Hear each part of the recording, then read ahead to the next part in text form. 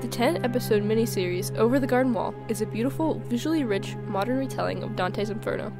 It follows two lost brothers, Wirt, the determined older brother, and Greg, his whimsical and imaginative younger brother, as they try to make their way home through the unknown. The series has a very distinct aesthetic of pre-industrial 1800s Americana that is reflected in the music as well. I'm a very big fan of the visuals from this show, from the Brunel backdrops to the unique character design. Each episode is meant to represent a different layer of hell presented in Dante's Inferno. The first episode starts with Wirt and Greg wandering through the forest, trying to find their way home. They come across a woodsman who tells them that they are lost in the unknown and warns them about the Beast, a creature that lurks in the unknown looking for lost souls.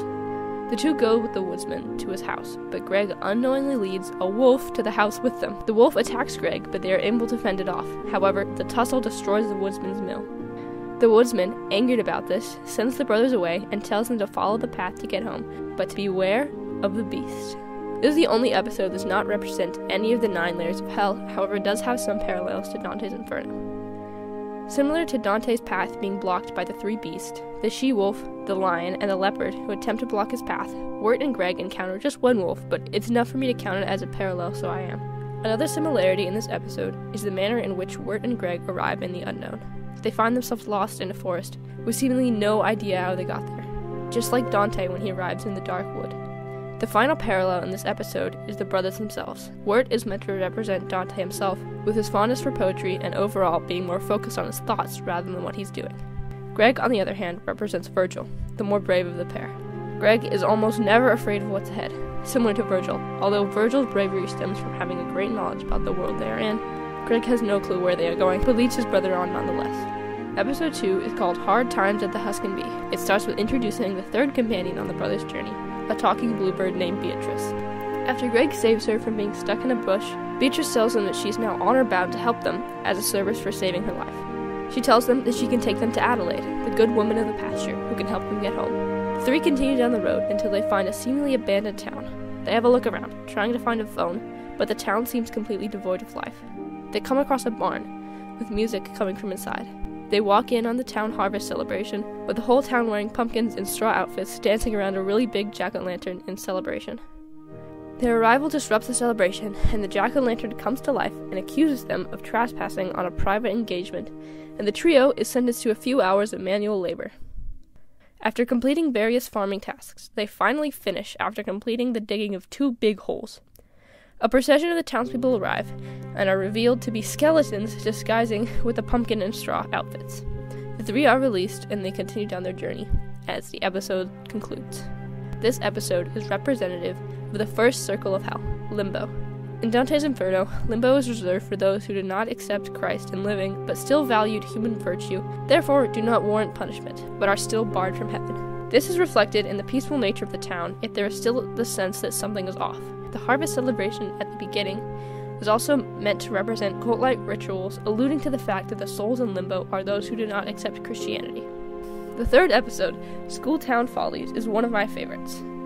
Beatrice, Greg, and Wirt continue down the road, but Greg's frog runs off and he goes to chase it. While searching for where Greg ran off to, Wirt and Beatrice find a small schoolhouse filled with animals wearing human clothes and learning the ABCs. Their teacher mistakes them for students, and makes them sit down as she sings a song about the alphabet that slowly devolves into her singing about her lost love, Jimmy Brown. After class is over, Wirt, Greg, and the animal children go to eat a sad dinner of plain mashed potatoes until Greg decides to add molasses to the potatoes and breaks out into a musical number. The song is interrupted when the teacher's father bursts in and takes away all the instruments. The father is upset because since he's paying for the school, he expects the children to be learning instead of singing. We find out later that the only reason he took these instruments was to sell them to make more money for the school. The animal children and the brothers go to bed dejected, but Greg forms a plan to help the school raise more money.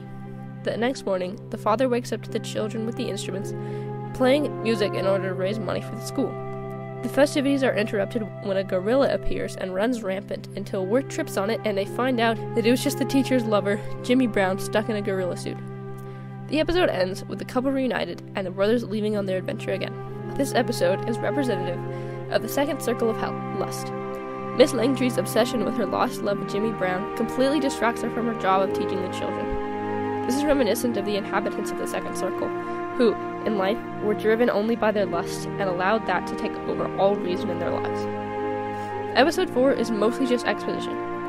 While Wirt, Greg, and Beatrice hide from the storm in a tavern, they learn more about the Beast, the mysterious creature that the woodsman had warned them about in the first episode. The tavern people tell them that the Beast turns Edelwood trees into oil to keep his lantern lit. This causes the boys to assume that the woodsman, since he was turning Edelwood trees into oil to burn in his lantern, is the Beast. They spend some time in the tavern, waiting for the storm to subside, before stealing a horse and running away to continue their adventure. This episode represents Gluttony, the third circle of hell.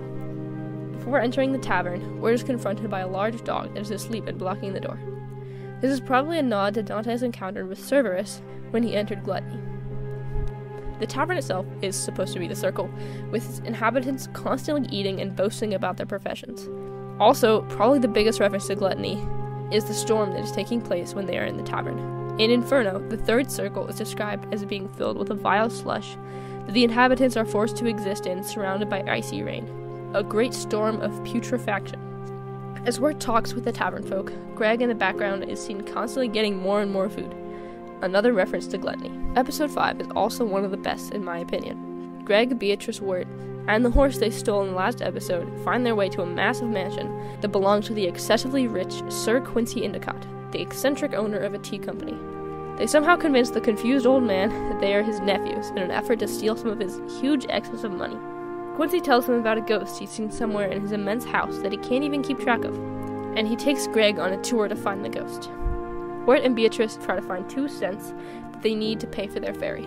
They eventually find out that the ghost that Quincy Endicott saw is actually his neighbor and business rival, Margaret Graves. Their mansions were so vast that they had combined. The boys ended up getting money from the tea company owners and leaving. But before they leave, Greg decides to make one wish in the fountain and throws both of the coins in. I think the main parallel in this episode is pretty clear. It's supposed to represent greed, the 4th layer of hell. Quincy Endicott and his labyrinthine mansion are the epitome of greed. Quincy talks about how he spent his whole life acquiring his massive fortune, which is literally the definition of those who earn their place in greed. Another similar parallel I found is that the boys are trying to get 2 coins to pay for their ferry to cross the river. Much like how you pay Chiron to ferry you across the river that separates the living from the dead in Dante's Inferno.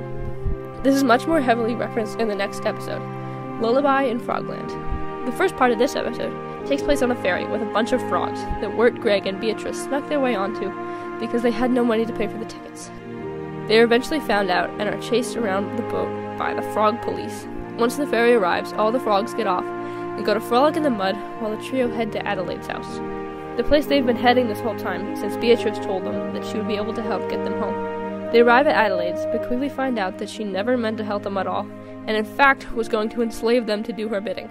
Wirt is enraged at Beatrice, and we find out that she knew this all along and was only bringing them to Adelaide's because she was promised that Adelaide would turn her and her family back into humans. Wirt and Greg manage to escape Adelaide, but now they have nowhere to go. Lullaby in Frogland is meant to represent wrath, the more obvious parallel being the ferry that is clearly supposed to be Chiron's ferry that Dante and Virgil used to cross through Wrath. Wrath is described as a swamp with stinking waters that the inhabitants are forced to wallow in. This is kind of similar to the frogs towards the end of the episode, getting off the ferry and going to frolic in the mud. The theme of wrath is also present when Wirt and Greg are found to have snuck aboard, and the police frogs are angry and chasing them around. It's also present at the end of the episode when Wirt feels rage towards Beatrice when she betrays them to Adelaide, even though she clearly feels remorse. Episode 7 is probably the creepiest episode in my opinion, especially with its Salem witch trial vibes. Basically, Greg and Wirt break into a house where they meet a girl named Lorna. Lorna makes them hide from her aunt, who forces her to continually work, otherwise she will become wicked. Auntie Whispers goes upstairs and leaves Lorna to continue her work, while Greg and Wirt help Lorna with the cleaning. Greg's frog sneaks upstairs and swallows Auntie Whisper's bell that she uses to control Lorna. The frog accidentally wakes Auntie Whispers, who is quite upset about Wirt and Greg distracting Lorna from her work. She warns the 2 boys to leave before Lorna becomes wicked, but she's too late and Lorna transforms into a horrific demon that tries to eat the brothers before Wirt is able to shake the frog around, ringing the bell inside of him and commands the demon to leave her. This works. I don't know why Auntie Whispers didn't try that before. And Lorna is turned back into a normal person. The boys leave, and Wirt begins to lose hope that they will ever make it home. This episode, with its witchy themes, is meant to represent heresy, the level of hell where the inhabitants are constantly being burned alive, reminiscent of the witch burnings in early American history. The background of Auntie Whisper's house is filled with cauldrons and other witchy objects. This, combined with the colonial aesthetic of the whole show, is in my opinion supposed to be a nod to the Salem witch trials. Episode 8, Babes in the Wood. Wirt begins to lose hope of ever returning home, as he and Greg sail through a lake and wander their way through the unknown, which is changed into an icy winterscape. Despite his hopelessness, Greg leads him on. The boys stop to rest at a tree and they both fall asleep. Greg dreams of a cloud city with friendly inhabitants, but all of a sudden they are attacked by the Old North Wind and Greg has to fight him off. After he succeeds in defeating the Old North Wind, the Queen of the Clouds rewards him with one wish. He tries to wish for him and his brother to return home, but she is unable to grant it because Wirt is already being taken by the beast. Instead, he wishes to take Wirt's place. She grants him this, and Greg wakes up and leaves with the beast. This episode is meant to symbolize the seventh circle, violence. One of the sections of this circle contains those who have committed violence against themselves, the Wood of Suicides. The trees in this wood are made of those who attempted or died by suicide. When Wirt loses hope of getting home, the tree he is sleeping under begins to wrap its branches around him, turning him into a tree. The violence is also reflected when Greg goes to war with the North Wind. Into the Unknown, the 9th episode, is a flashback to how Greg and Wirt got to the unknown in the first place. It's Halloween night, and Wirt has prepared a cassette tape that he's planning on giving to his crush, Sarah. On the way to Sarah's Halloween party, he runs into Greg, who follows him into Sarah's house. At the party, Sarah invites Wirt to go to the graveyard with their friends. He declines, but later tries to sneak up on them to retrieve the cassette tape he put in Sarah's jacket. At the graveyard, Greg tries to distract the friends so Wirt can get the jacket, but is stopped when a police car pulls up and jokingly tells them they're not supposed to be in there. But this scares the boys, and they jump over the graveyard wall and fall down onto a train track. A train comes down the rail and they jump and fall into a lake. Wirt then wakes up in a tree surrounded by bluebirds, who he finds out are Beatrice's family. They feed him dirt, and then he leaves to go find Greg. This episode parallels the 8th circle, fraud. The fact that it takes place on Halloween and everyone is wearing costumes, I suppose, is a kind of fraud. You're disguising yourself as something you're not. Another form of fraud presented is Wirt trying to be someone he's not in order to impress Sarah. Overall, this episode doesn't have many parallels. It's pretty much just explaining more about the characters. Okay, the 10th and final episode is called The Unknown. Beatrice finds Greg performing tasks for the beast. She runs into Wirt and tells him what's happening to his brother. We see the woodsman discovering Greg being turned into an Edelwood tree. Another callback to the Wood of Suicides. Wirt shows up and tries to free Greg, and the beast offers to put Greg's soul in his lantern so he will live forever. We learn that the beast promised to keep the woodsman's daughter's soul alive in his lantern as well. Then the woodsman realizes that the soul in the lantern was actually the beast's all along. Wirt refuses and is able to free Greg. The woodsman destroys the beast's lantern, and he is defeated. Wirt gives Beatrice the magic scissors that can turn her and her family back into humans. Wirt and Greg wake up in the river they had fallen into, and Wirt is able to pull them back to safety right as the police and his friends show up. Wirt wakes up in the hospital surrounded by his friends. Sarah tells him she hasn't listened to the cassette tape yet, and Wirt is relieved. The episode ends with a look into the lives of the characters of The Unknown after the brothers left. The woodsman's daughter magically returns, and Beatrice's family are no longer birds. This episode represents the 9th and final layer of hell, treachery. Treachery is shown when the woodsman, who has been unknowingly carrying the beast's soul around in a lantern, learns that the beast has been lying to him and destroys the lantern.